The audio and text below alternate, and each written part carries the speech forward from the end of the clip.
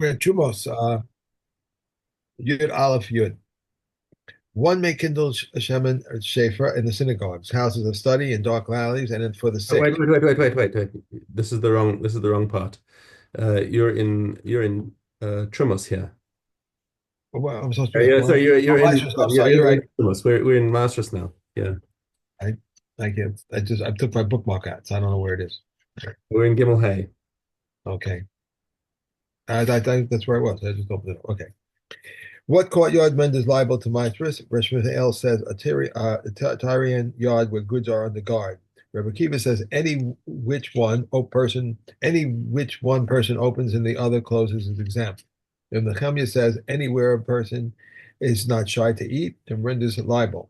Rabbi Yossi says anywhere if one enters and no one says to him, "What do you seek?"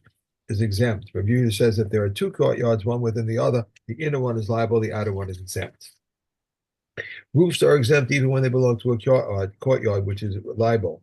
A doorway, portico, or balcony counts as a courtyard. If it is liable, they are liable, and if exempt, they are exempt. Cone-shaped huts, watch huts, and summer huts are exempt. A gazarian hut, and even if there are a hand mill or poultry in it, is exempt. A potter's hut, the inner hut is liable, with the outer one is exempt. Rabbi Yossi says, whatever does not serve as a summer dwelling and as a winter dwelling is exempt. A festival tabernacle on the festival, and Rabbi Yehuda declares it liable, but the commentator declare it exempt. Okay. Okay. This Taina Shehi Omeres Bechatzer. You've got a fig tree in your courtyard. Remember, courtyard renders liable for Maaser. Okay. Ochel achas achas. So if a guy wants to eat figs from his tree without taking Maaser, he has to take them one by one. So there's something about taking them one by one that establishes that this is that even though you're standing in a place where truma that's kover the Maaser, if you do it one by one, it's still okay. Whereas if this tree was out in the field, you could take a whole bunch into your hand and eat them one after the other. Okay, but in your chatzer, it has to be a one by one thing. Upater. Im tzeref chayiv. If he took two, then he's chayiv. Rabbi Shimon disagrees. He says, achas b'mino v'achas b'smolo v'achas b'fiv. He could even have one in his left hand, one in his right hand, and he could be chewing one while he's doing this. Okay, and that would still be okay. Halacha does not follow him. Uh, Allah Rosha, if he climbed up the tree, however, soon as Mm-hmm. he once he's actually climbed the tree, he's no longer in the same rishus as the courtyard. So Right. now, Mamale Cheko ve'ochel. So now he can fill them all up into his arms and he can eat them up in the top of the tree because he's not actually standing in the chatzer. Okay. Mishna tes gefen shehinetua bechatzer. So the grapevine is also inside the chatzer. Notel is kola eshkol. Just and before we tell you this, I'm going to tell you this is the opinion of Rabbi Tarfon because it's going to Okay. sound like it contradicts something that we learned before. Okay, he can say if the grapevine is in his courtyard, he can take a whole cluster. So a cluster is considered a unit according to Rabbi Tarfon. Chen berimon. A rimon, one rimon is a unit. He can pluck it off, open it up, and stand there and eat the rimon in his courtyard. V'chein b'avatiach. Same with a melon. He can pluck the melon, cut it open, start scooping out from the whole melon. This is Rabbi Tarfon. But as we've learned in a previous Mishnah, where we had the same sort of principle, Rabbi Akiva Omer Megarger be'eshkol. Sorry, he's got to take one berry at a time, one grape at a time from the cluster, um, and poret barimon, one seed at a time from the rimon. In other words, he's got to crack it open while it's still attached to the tree and take out one seed at a time. That's a unit, is a seed. The Right. sofes and a slice No. of the avatech, that's considered one unit, and then he doesn't have to maser. If he cuts the whole thing, then it's immediately liable because he's standing in the chatzar. Kuspera, coriander, shehi zirua b'chatzar. If you have coriander inside your chatzar, mekatem ale be'ochel. If you eat coriander leaves, you can pluck the leaves one by one. Same thing, a leaf is a unit. Um, V'im tzeref chayv, and you've got more than one leaf, immediately it's chayv in Trumas and Maasros. Hasia va'ezel va'kunis shebachatzer. And now these are it's savory hyssop and kunis is Time. Time. thank you Mm. shebachatzer. So these kind of spices are it depends on the das of the owner because these are things that sometimes grow wild, and he doesn't necessarily want them. So what's the dividing line? Im hayu nishmarim chayavim. If he looks after them and he makes sure that nobody else takes them, in other words, he's exerting Right. his just over them, then immediately they are chayav. And even and interestingly, these particular species, there's no unit that you can take one of and chew on it if you want to. It's immediately as soon as you pluck it, it's already chayav. No, I'm not sure why these are different from other ones where there's no like individual unit where you could pluck one leaf and chew on it. But that's not specified in the Mishnah. Okay. Ta'ina shehi omedes bechatzer v'not halagina. So now this Mishnah deals with cases where you've got the roots in one place and the branches in another place. So the tree is standing in the chatzer, but the branch is overhanging in the gina, which is not koveh l'maaseh. So the guy's standing in the gina and he wants to pluck figs and eat them right where he is. Ochel kedarko pater. He doesn't have to take Maasros because he is standing outside the chatzer. It's not based on where the tree is, it's based on where he is. Omedes begina, and conversely, if the tree is rooted outside, but not to the chatzer, ochel achasu pater. Then if he's standing in the chatzer, once again, because it's based on where he's standing, he can only take one at a time. And if you take two, then immediately it's the chatzer is koveh.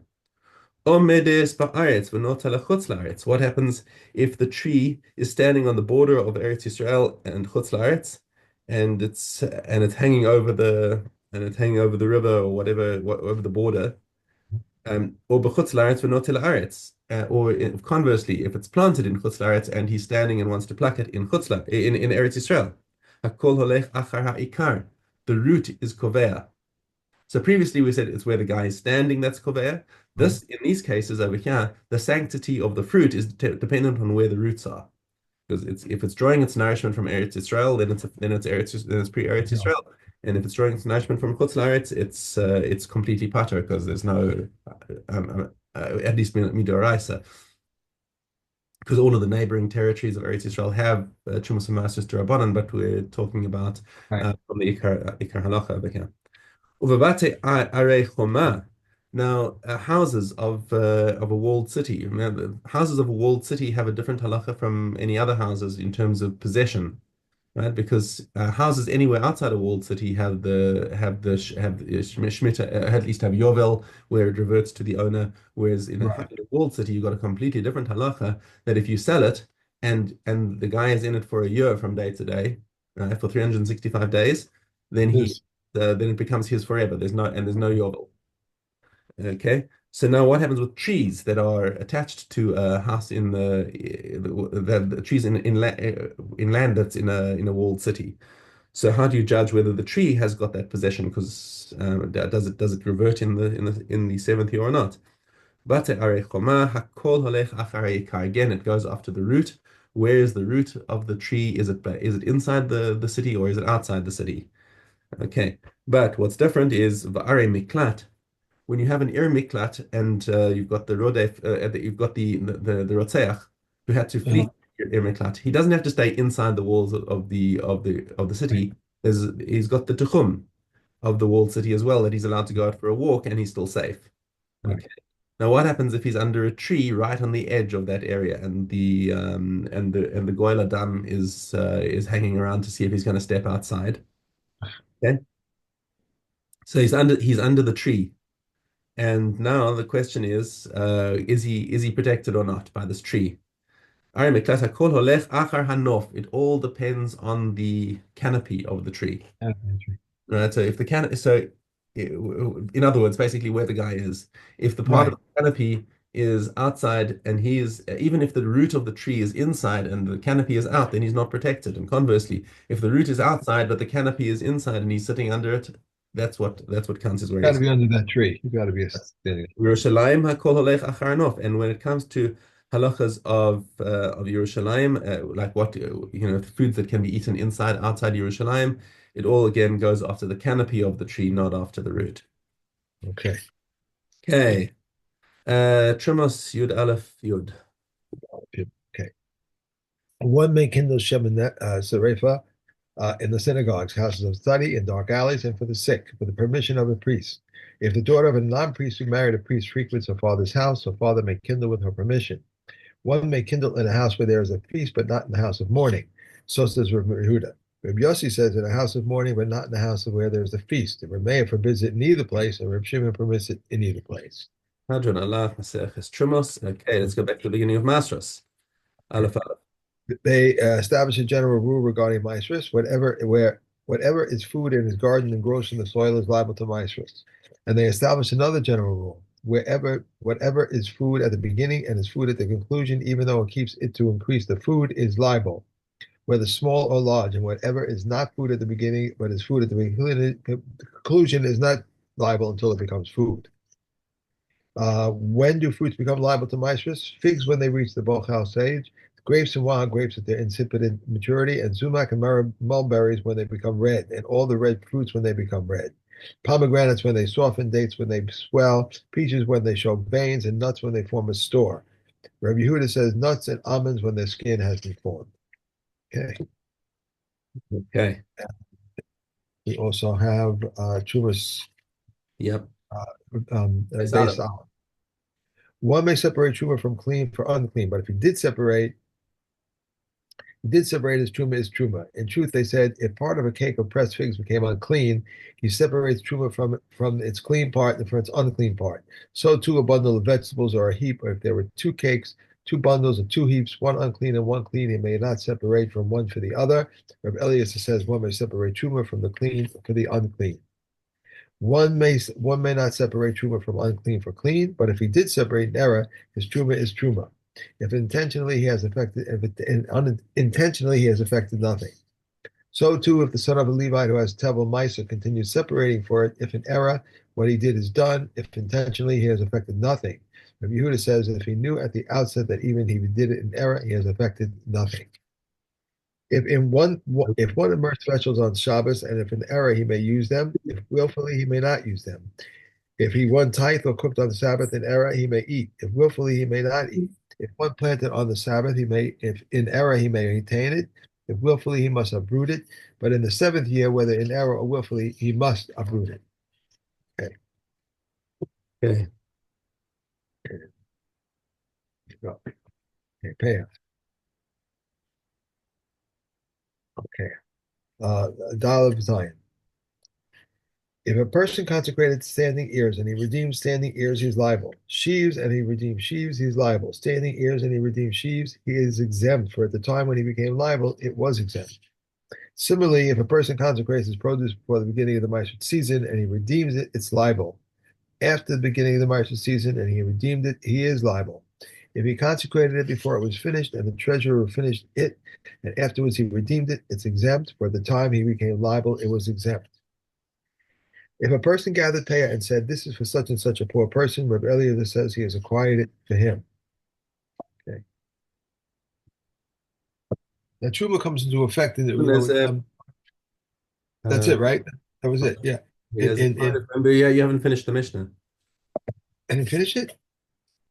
Yeah, there's. Oh, I'm sorry. All right, go back.